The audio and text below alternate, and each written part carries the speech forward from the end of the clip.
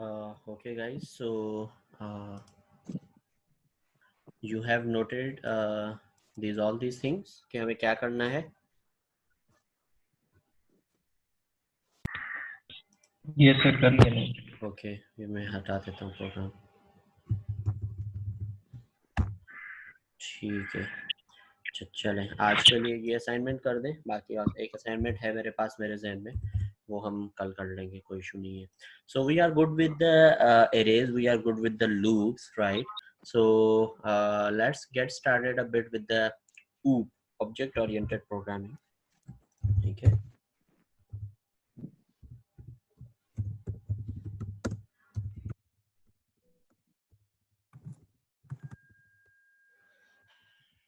अच्छा, अब ये है कि जो ज़्यादातर प्रोग्रामिंग की लॉजिकल चीज़ें थी, ठीक है, एक को छोड़ के, वो है नेस्टेड लूप्स. सही है. उनको छोड़ के हम जब ये असाइनमेंट्स कंप्लीट कर लेंगे 3-4, तो फिर हम फॉर इनसाइड फॉर और फॉर इनसाइड वाइल ये सारी कर लेंगे. सही है. उसामा को प्रॉब्लम हो रही है, पासवर्ड इनकरेक्ट बता रहा है. पासवर्ड सेम ही था ना, सही था ना password?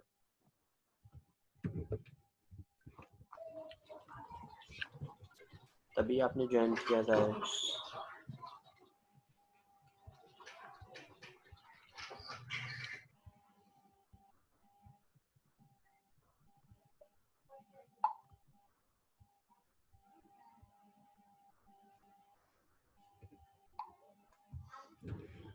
Okay, object oriented programming, right? या object based programming.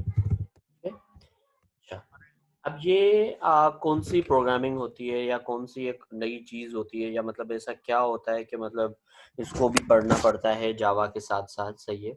So clear one thing कि ये जो होती है ये प्रोग्रामिंग नहीं होती. सही है.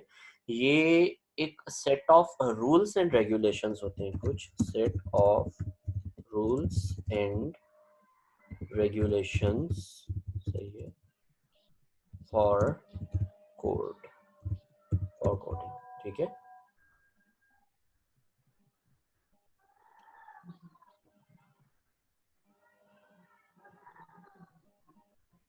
गाइस, आपने जब पासवर्ड एंटर किया था तो कोई इशू तो नहीं आया था उसको नो सर. कनेक्ट करते हुए?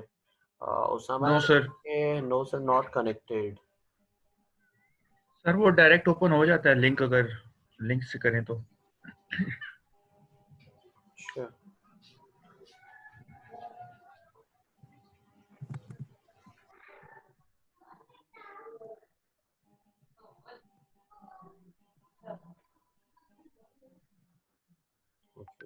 बोल तो दिया मैंने, देखते हैं. अच्छा, चले हम कंटिन्यू कर लेते हैं यहाँ पर. The set of rules and regulations, rules और टेक्निक्स. सही है. तो ये चीज़ें होती हैं कोडिंग करने के लिए. सही है. एक चीज़ हमें क्लियर रखनी है कि object oriented is not a programming language. Okay, object oriented is not a programming language. It's just a set of rules and regulations for coding for any programming language that is following OOP. Okay. OOP जो है, बहुत languages होती हैं जो OOP follow करती हैं. आपने सुना होगा पाइथन भी OOP पे है, सी शार्प भी OOP पे है, जावा भी OOP पे है. सही है. तो ये सारी चीजें OOP पे हैं. ठीक है. तो इसका मतलब ये है कि OOP is not a separate language. OOPs come with some of sets of rules कि आप इसके बिहाफ पे इस तरह काम करो. अच्छा, इसका सबसे बड़ा जो रूल है वो क्या है कि ऑब्जेक्ट बेस्ड प्रोग्रामिंग होनी चाहिए. मतलब हर चीज आप ऑब्जेक्ट से एक्सेस करोगे. ठीक है. विदाउट ऑब्जेक्ट आप कुछ भी एक्सेस नहीं करोगे, और हर चीज आप क्लास में बनाओगे. ठीक है. क्लास के अलावा डायरेक्ट कहीं नहीं बनाओगे, और जब क्लास बनाओगे उस क्लास की चीज़ों को डायरेक्ट एक्सेस नहीं करोगे. सही है. उन क्लास की एक्सेस को, चीज़ों को एक्सेस करने के लिए आप उस क्लास का ऑब्जेक्ट बनाओगे और फिर उसकी चीज़ों को एक्सेस करोगे. लेट्स से हम स्कैनर का पहले ऑब्जेक्ट बनाते हैं हमेशा. हम ये नहीं करते कि स्कैनर डॉट ये वो सारी चीज़ें, इस तरह नहीं करते. सही है. वो एक अलग कहानी आ जाती है स्टैटिक वाली. सही है. जब चीज़ें स्टैटिक होती हैं, अगर नहीं होती तो जो है उसमें आप डायरेक्ट एक्सेस नहीं कर सकते. ठीक है. अच्छा, इनकी थोड़ी सी थ्योरी है. ऊप जो है वो प्रोग्रामिंग प्रैक्टिसेस होती हैं थोड़ी सी. सही है. कि इसको चीज़ को इससे एक्सटेंड किया, उससे इम्प्लीमेंट किया, इस तरह मल्टीपल क्लासेस बनाए, कोड रीयूजेबिलिटी हो गई, एब्स्ट्रैक्शन हो गई, एब्स्ट्रैक्ट्स बना दिए, इंटरफेस बना दिए, सही है। It's a pattern to write a code, ठीक है। बहुत सारी फाइल्स के अंदर आप जो कोड है वो आप जो लिखते हो वो पैटर्न होता है, ठीक है। तो जो लॉजिकल चीज़ है इसमें कोई भी नहीं है, लेकिन सबसे अहम और सबसे इम्पोर्टेंट प्रोग्रामिंग का जो फीचर है वो ऊपी है, सही है। क्योंकि अगर आप उसको फॉलो नहीं करोगे तो आप जो है बड़ी प्रोग्रामिंग स्टार्ट ही नहीं कर सकते। आप फिर जो है या तो टीचिंग करोगे बैठ के कि भाई ये सारी लूप्स हैं, ये सारी बस यही चीज़ें, ठीक है। वरना तो आप जो अगर एक प्रोग्रामर की तरफ जा रहे हो, एक इंटरव्यू की तरफ जा रहे हो, तो ऊप आपके लिए बहुत फायदेमंद है, ठीक है। ऊप्स के बहुत सारे पिलर्स होते हैं, ठीक है, लेकिन 4 मोस्ट इम्पोर्टेंट पिलर्स होते हैं, ठीक है। अच्छा, इन सबको एक-एक करके हम डिस्कस करेंगे और इनमें थोड़ा-थोड़ा फ़र्क होता है हर पिलर के अंदर, हर चीज़ों के अंदर। और उसके अलावा जो है थोड़ी-थोड़ी चीज़ें याद रखने वाली होती हैं ऊप के अंदर कि ये प्रोग्रामिंग की बेस्ट प्रैक्टिस है। मतलब चीज़ें तो हो ही जाती हैं, लेकिन अच्छी बेस्ट प्रैक्टिस और ये सारी चीज़ें इस ऊप के अंदर आ जाती हैं, ठीक है। अच्छा, इसको हम थोड़ा-सा डिस्कस करेंगे। Let me clear one thing कि मैं इसकी लिंक आपको दे देता हूँ। So these are not slides by me, ठीक है। ये नॉर्मल गूगल से सर्च करके मैं उठा लेता हूँ जब भी मुझे ज़रूरत होती है।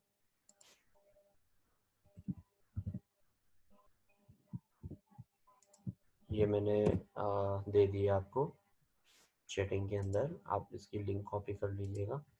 अच्छा, ये देखिए प्रोग्रामिंग टेक्निक्स के अंदर कौन कौन सी टेक्निक्स आ जाती हैं।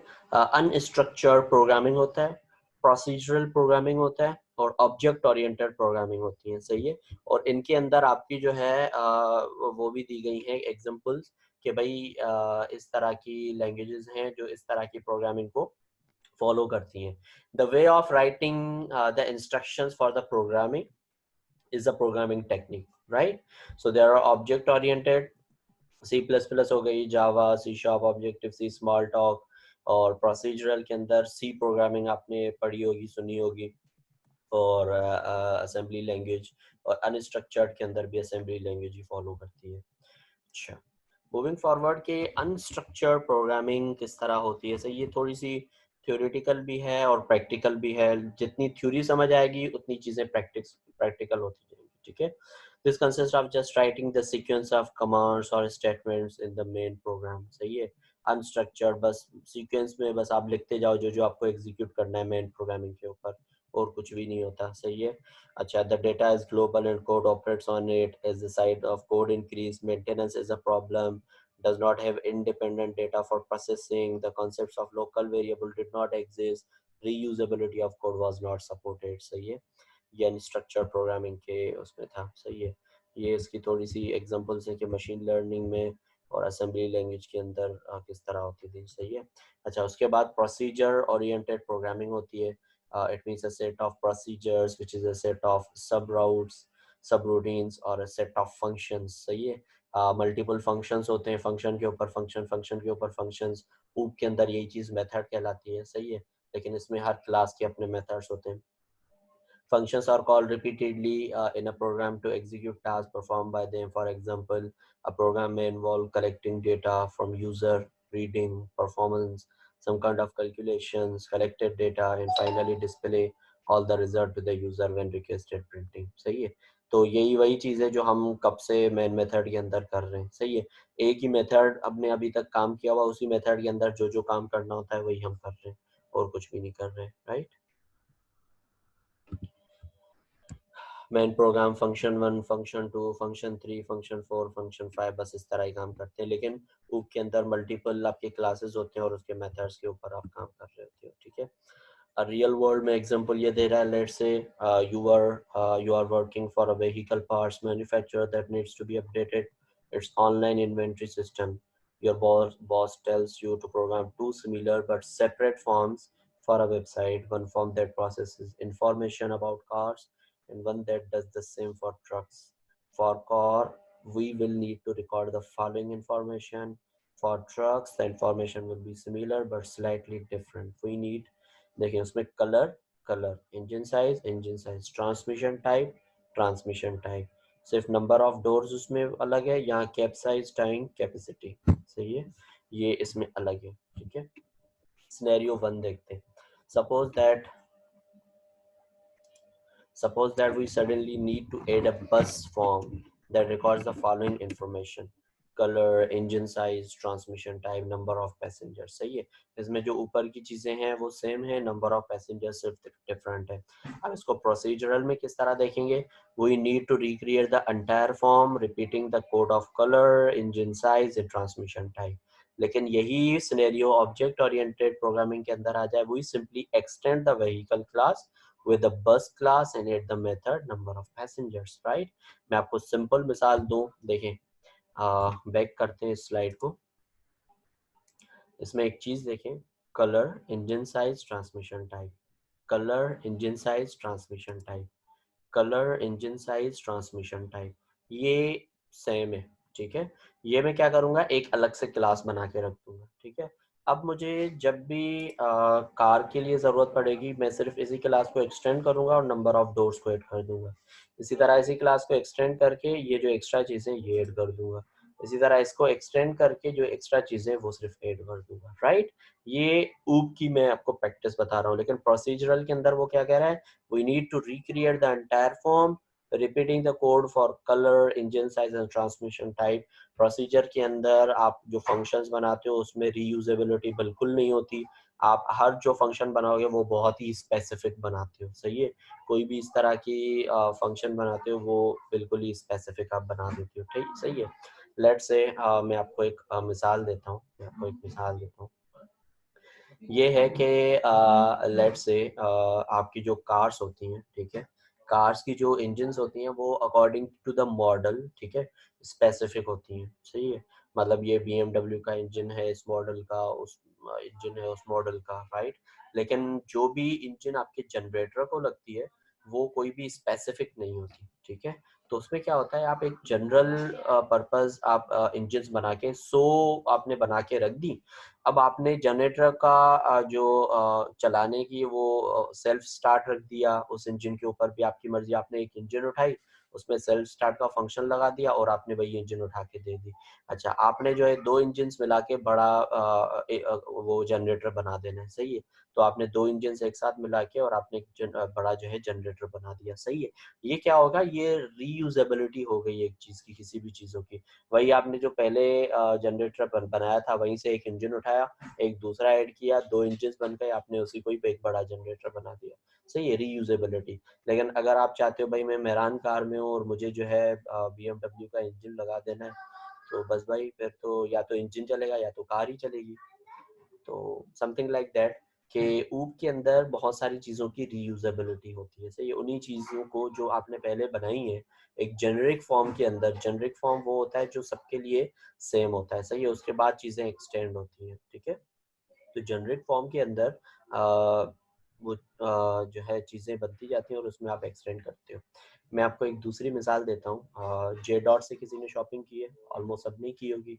जे डॉट का पता है सबको गाइस? Yes sir. ओके। अच्छा, उसमें वो करते क्या है, वो एक चीज़ें बनाते हैं 3-4 जेनरिक, स्मॉल, मीडियम, लार्ज।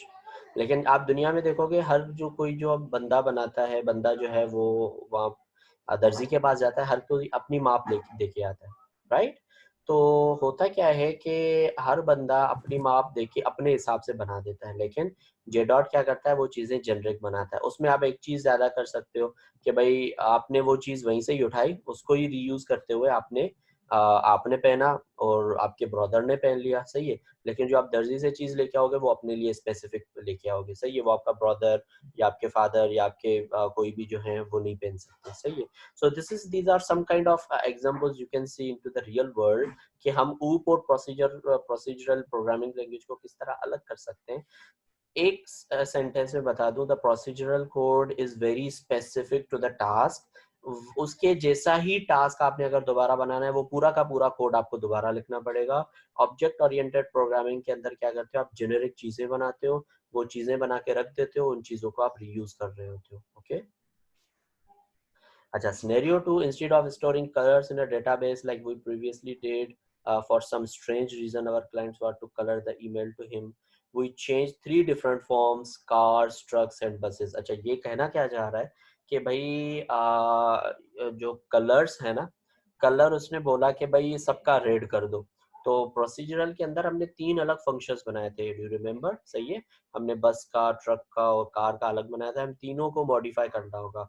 ऊप के अंदर हमने, आपको याद होगा, वो कलर जो था वो जेनरिक था, हमने एक ही सबसे ऊपर वो फंक्शन बनाया हुआ था और क्लास बनाई हुई थी और तीनों को एक्सटेंड कर दिया था। तो मुझे क्या करना होगा, सबसे ऊपर वाले में जाके एक ही मर्तबा वो चीज चेंज करनी होगी and that will be automatically updated. ठीक है, सिनेरियो समझना है या अभी भी कोई कंफ्यूजन हो तो डायरेक्ट बीच में आप सवाल कर देना। We want to move from a generic car to specific mix, for example Nissan is Mazda। ठीक है, we create a new form for each make, repeating all the code for generic car information and adding the code specific to each. We extend the car class with a Nissan class and a Mazda class and add methods for each set of unique information for that car. सही है, simple बिल्कुल। We want to move from generic car to specific makes, for example Nissan and Mazda। ये क्या कहना चाह रहा है कि मैंने भाई एक जो है जनरल एक पार्ट ऑफ एक बॉडी बना दी गाड़ी की, जनरल। सही है, अब वो एक बंदा, मेरे पास दो वो बॉडीज बनी हुई है जनरिक सेम। सही है, अब एक बंदा आया, उसने कहा कि भाई इसको मुझे निशान बना के दे दो, तो मैंने उसमें थोड़ी सी चेंजेस वगैरह करके और निशान बना के दे दी। सही है, और दूसरा आया मेरे पास भाई मजदा, तो मैंने उसको मजदा करके और उसके चीज़ों को एक्सटेंड करके मैंने उसको काम करके दे दिया। सही है, लेकिन सबसे ऊपर मेरे पास क्या था, वही एक जेनेरिक कार थी। सही है, जेनेरिक चीज़ बहुत यूज होती है ऑब्जेक्ट ओरिएंटेड प्रोग्रामिंग के अंदर। सही है, हम क्या करते हैं, जो भी जब भी कोई टास्क बनाते हैं उसमें जेनरिक चीजें ढूंढते हैं, वो उठा के सबसे ऊपर रख लेते हैं और नीचे जो अलग अलग डिफरेंट चीजें होती हैं उन पे हम चीजों को एक्सटेंड करके काम कर रहे होते हैं। ओके, अच्छा, सिनेरियो नंबर 4 और इसी तरह सारे सिनेरियोज जाते जा रहे हैं। ठीक है, अब ये प्रोसीजरल प्रोग्रामिंग एंड ऊप प्रोग्रामिंग। सही है, और ये सारे फर्क बताते जा रहा है। सही है, और ये आहिस्ता आहिस्ता ऊप, डायरेक्ट ऊप के अंदर आ रहा है क्या क्या ऊप की मेथडोलॉजीज होती हैं। ठीक है, ऑब्जेक्ट ओरिएंटेशन क्या होती है, सही, ऑब्जेक्ट मॉडल्स क्या होते हैं। ठीक है, ये थोड़ी थोड़ी चीजें आपको बताता जा रहा है। सही है, ये आपको सारी चीज़ें स्टडी खुद करनी होगी। सही है, इसमें जो क्वेश्चंस होंगे वो आप मुझसे पूछ सकेंगे। चल क्यों नहीं रहा, लोड हो रहा है। ओके, अच्छा, इसके अंदर वो फीचर्स देखें, ये बता रहा है Java is object oriented is a language that has the object Java supports the following fundamental class, object, instance, method, message parsing, polymorphism, inheritance, encapsulation, abstraction. सही है, ये सारी ऑब्जेक्ट इन जावा, ऑब्जेक्ट क्या क्या होता है, किस तरह उसके बिहेवियर्स होते हैं। ठीक है, example of object, Java class in Java, class क्या होती है, जो हम अभी तक क्लास बनी हुई है ना हमारे पास, ये वाली, ये सिंपल क्लास बनी हुई है। सही है, ये होती क्या है बेसिकली, अभी तो हमें मल्टीपल क्लासेस बनानी है। ठीक है, ये क्लासेस क्या होती हैं, इसमें क्या क्या होते हैं, डेटा मेंबर्स, मेथड्स होते हैं, कंस्ट्रक्टर्स होते हैं, ब्लॉक होते हैं, क्लास एंड इनहेरिटेंस होती है। सही है, ये ऑब्जेक्ट, ये क्लास, ये आपको जो है सारी चीज़ें।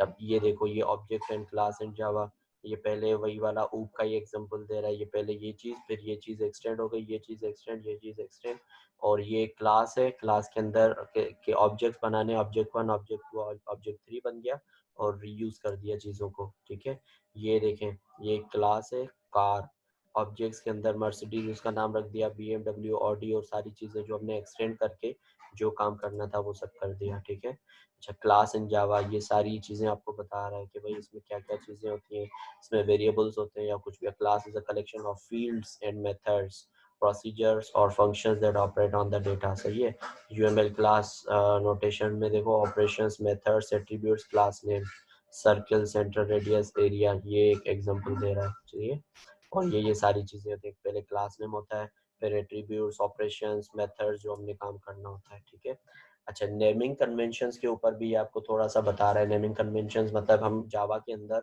कैमल केस यूज करते हैं। ठीक है, कैमल केस क्या होती है कि सिंपल, जब आपने एक वर्ड लिखा, वो जब जहाँ खत्म हो रहा है तो सेकंड में आप स्पेस नहीं दोगे, वहाँ का पहला जो लेटर है वो आप अपर केस कर दोगे। सही है, इन टर्म ऑफ मेथड, पहला जो भी वर्ड होगा उसका जो पहला लेटर होगा वो लोअर केस होगा, सेकंड वर्ड से पहला अपर केस होगा। सही है, अच्छा, नेमिंग कन्वेंशंस के एडवांटेजेस भी आपको ये बताएगा कि भाई ये एडवांटेजेस होते हैं कि आप नेम से ही पहचान जाते हो। लेट्स से मैं आपको एक एग्जांपल दे देता हूँ।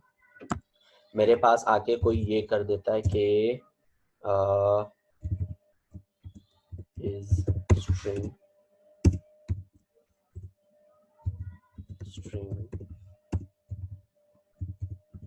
मॉडिफाई स्ट्रिंग और समथिंग लाइक दैट, सही है।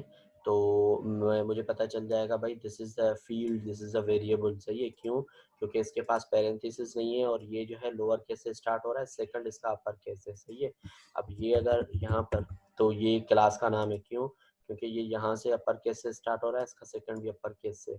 ये इसकी तरह ही स्टार्ट हो रहा है लेकिन इसके यहाँ पैरेंथेसिस हैं, सॉरी ब्रैकेट्स हैं, तो इसका मतलब ये है कि this is a method, right.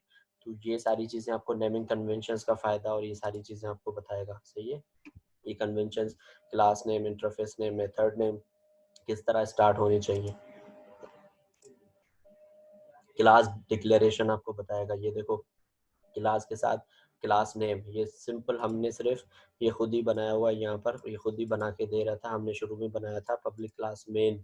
तो ये क्लास का और क्लास का नाम, क्लास का नाम आप किस तरह रखोगे, ये सारी चीजें।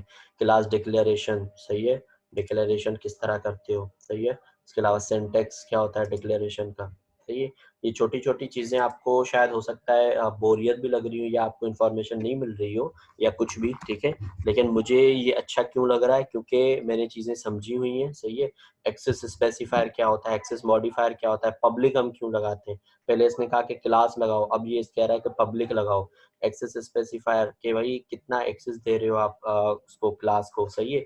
ये सारे ऊप के हिस्से होते हैं कि आप कितना वास्ट अपने क्लास को एक्सटेंड कर रहे हो, आपकी क्लास कितनी देखी जा सकती है बाहर आगे तक। और उसके अलावा अगर आप क्लास को पब्लिक नहीं रख रहे तो वो बाय डिफॉल्ट जा रही है, सही है। ये चीजें जो हैं बेसिकली ये वर्ड्स हैं, सिंपल लेटर्स हैं, सही है, वर्ड्स हैं। मैंने सिर्फ पब्लिक लिखा, लेकिन इसकी एक बहुत ही बड़ी डेफिनेशन है, जो डेफिनेशन हमें पता होनी चाहिए कि ये क्यों है, ताकि जब हम कल को प्रोग्रामिंग कर रहे होंगे तो हमें यही पता होना चाहिए कि फॉर द सिक्योरिटी पर्पस हम इसको पब्लिक रखें, प्राइवेट रखें, प्रोटेक्टेड रखें या डिफॉल्ट रखें, सही है। अच्छा, इसके अलावा ये क्लास नाम कहलाएगा, क्लास का नेम कहलाएगा, सही है। उसके अलावा ये उसके क्लास इंस्टेंस वेरिएबल कहलाएंगे। अब ये इंस्टेंस वेरिएबल क्यों होते हैं ये आपको यहाँ बताएगा कि क्लास में हम सबसे ऊपर जो रखते हैं वो इंस्टेंस वेरिएबल्स होते हैं। ये डेटा टाइप ऑफ वेरिएबल है और ये वेरिएबल का नेम है, ये हम पढ़ चुके हैं, सही है। अच्छा, ये मेथड इस तरह और पैरामीटर लिस्ट होती है मेथड के ऊपर। ये सारे एग्जांपल्स हम रियल में तो करेंगे ही, सही है, लेकिन उनसे पहले ये सारी हमें डेफिनेशंस और ये सारे तरीके पता होना जरूरी है, सही है। So there are 261 slides I am sharing with you, सही है। You have to read individually or in a group if you want to connect you guys, सही है। उसके अलावा जहाँ जहाँ आपको कोई क्वेश्चन हो, कोई चीज़ या कोई बात समझ नहीं आ रही हो, एक काम करना है आपने, ओपन द नोटपैड और ओपन द वर्ड पैड, सही है। उस वर्ड पैड के ऊपर आपने ये सारी चीज़ें लिखनी है जो जो आपके सवालात हैं, while into the from the page number 1 to the 261, but I suggest कि एटलीस्ट आप 100 स्लाइड्स आज कवर करो, 100 कल करो और फिर 60 स्लाइड्स परसों करो, क्योंकि ये स्लाइड्स भी आप कवर करते रहोगे, साथ में मैं आपको जवाबात भी देता रहूँगा, हम प्रैक्टिस भी कर रहे होंगे, प्रैक्टिस भी करते रहेंगे प्रोग्रामिंग की, ऊप्स की, तो ये चीज़ें आपको ज़्यादा समझ भी आती जाएंगी। और साथ साथ में आज के लिए भी आपको एक असाइनमेंट दिया हुआ है मैंने, और आपको कल भी जो है एक असाइनमेंट मेरे जहन में है, वो मैं आज नहीं दे रहा, आपके पास लोड बढ़ जाएगा, तो आप जो है वो असाइनमेंट मैं आपको कल वो भी दे दूंगा। और कल हम क्या करेंगे कि एक नया क्लास बनाएंगे, उस क्लास में कुछ मेथड्स बनाएंगे और फिर यहाँ मेन मेथड में आके हम उस क्लास का ऑब्जेक्ट बनाएंगे और थ्रू द ऑब्जेक्ट हम उसको कॉल करेंगे, ठीक है। ये मैं काम अभी भी कर सकता हूँ, लेकिन जब हमें नॉलेज ही नहीं है कि ऑब्जेक्ट क्या है, ऑब्जेक्ट क्यों बना रहे हैं, तो आपके जहन में वही सवाल दोबारा आएंगे। लेकिन जब आप when you cover the 100 slides, तो आपका जो कल का लेक्चर होगा उसमें आपको मोस्ट प्रॉब्ली कोई सवाल ही नहीं होगा, क्यों, आपको पता होगा what is object, why we are creating the object, what are the benefits of the object. कल को मैं क्लास के ऊपर फील्ड्स बना रहा हूँ, वेरिएबल्स बना रहा हूँ, मेथड्स बना रहा हूँ, कुछ भी बना रहा हूँ, you know all these things while you have looked over to the slide, सही है। एक चीज होती है थ्योरी, एक चीज़ होती है प्रैक्टिकल, सही है। तो नॉर्मल प्रैक्टिकल हमने जो किया उसके अंदर हमने ये सारी चीज़ें देखी, तो फॉर लूप, व्हाइल लूप और ये सारे जो लूप्स हैं। लेकिन ये जो ऊप है, दिस इज समथिंग डिफरेंट, सही है। This is a programming technique, और इसी टेक्निक पे इंटरव्यू के अंदर भी बहुत ज़्यादा क्वेश्चंस होते हैं, सही है। और जब आप ये स्लाइड्स पढ़ रहे होंगे तो आपकी इंटरव्यू के सवालात भी क्लियर होते जाएंगे, साथ साथ में प्रोग्रामिंग की प्रैक्टिस भी होती जाएगी, right. So you what you have to do, you have to read at least 100 slides, create a, guys, just make your mic on mute please if you have not any question for now. What you have to do, just read 100 slides till tomorrow.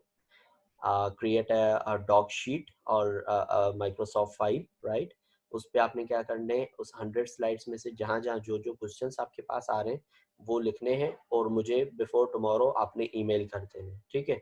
अच्छा, उसके अलावा आपने assignment भी भेजना है। अच्छा, अब जो सवालात होंगे, मैं ड्यूरिंग द क्लास पहला जो भी 1 घंटा होगा वो इसी थ्योरी को हम देंगे।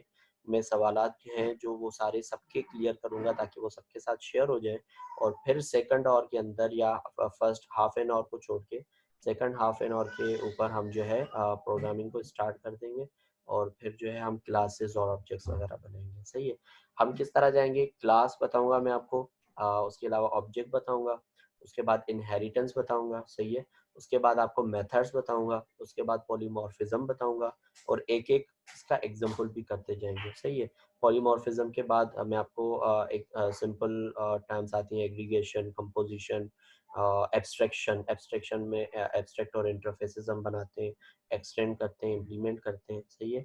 सो I just wanted from you people कि आप कम से कम 100 स्लाइड्स को कवर करो बहुत अच्छे से। इसमें पहले टॉपिक से लेके जो भी ऊप के टॉपिक्स हैं वो सारे कवर हो रहे हैं, ठीक है। मैंने स्लाइड्स ये देखी हुई हैं, तभी मैंने आपके साथ शेयर की हैं। तो इसमें कोई भी कंफ्यूजन हो वो आप मुझे ईमेल तो कर ही देंगे, ठीक है। So any question so far, और एनी डाउट और any word, anything you want to share और से? आज की असाइनमेंट जरा एक दफा रिवाइज बता दें दोबारा, हाँ, क्या करनी है? ठीक है। From the assignment starting from now, के सबसे पहली चीज़ जो हमें करनी है वो ये जो स्लाइड्स हैं वो 100 स्लाइड्स तक पढ़ना है।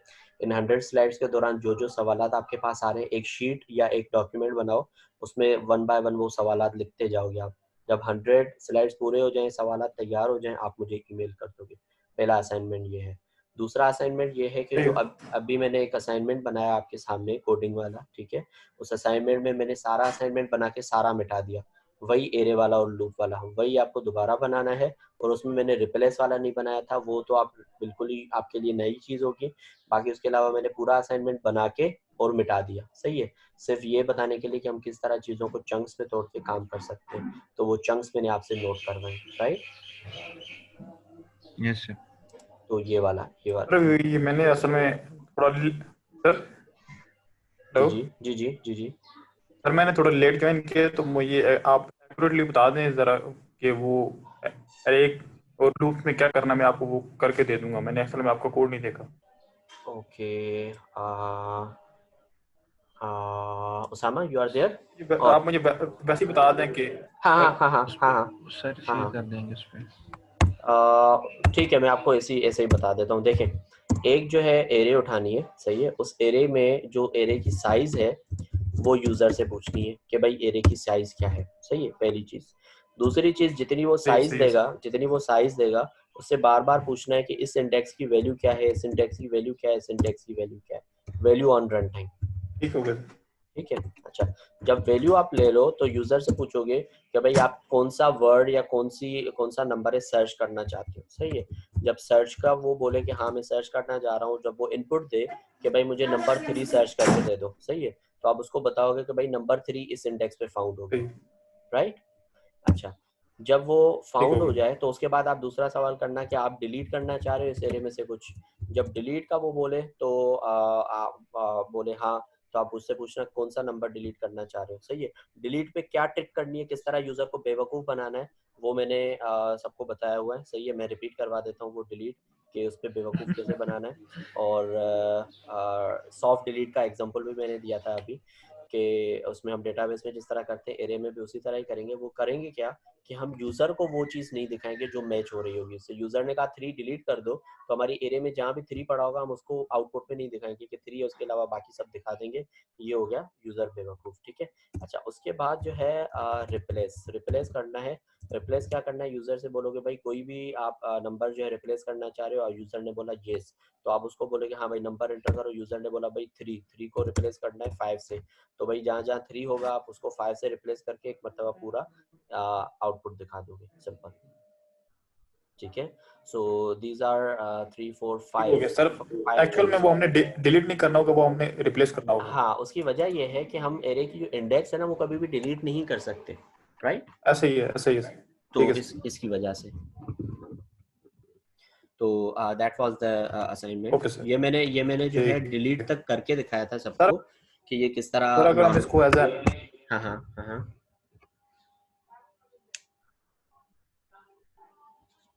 हेलो। सर अगर हम एरे के बजाय एरे लिस्ट यूज कर लें तो? नहीं नहीं, we are on the topic sir of मैं द। पूछ रहा हूँ कि अगर हम एरेज के बजाय अगर एरे लिस्ट। नहीं नहीं, फिलहाल के लिए नहीं। We are on the topic of for loop and array, right. So we can not use the array list. Okay sir. हम अभी कलेक्शंस पे नहीं आए, तो इसकी वजह से ये है कि ओके हम एरे को ही यूज करेंगे, हम लूप्स को ही यूज करेंगे और वही चीजें यूज करेंगे जो हमने पढ़ी है। ओके सर, ठीक हो गया। सही है। Guys, any doubt, any question? हाँ सर। चले, गुड हो गया। Okay, so your time starts now for the slides. सही है, स्लाइड्स मैंने शेयर कर दी हैं, तो आप उनको जो है देखना अभी से स्टार्ट कर दो। और जितनी जल्दी वो सवालात हो सके आप मुझे भेज दीजिएगा। अगर आप जल्दी भेज देंगे तो मैं आपको जवाबात आपको रिप्लाई भी कर दूंगा और कल यहाँ पे उनको डिस्कस भी कर लेंगे, ठीक है। Okay sir. चले, गुड हो गया। कल कंटिन्यू करते हैं फिर इंशाल्लाह with the new topics of the object oriented programming, right. Yes sir. Okay, alright. Okay guys, see you, अल्लाह हाफिज। अल्लाह हाफिज।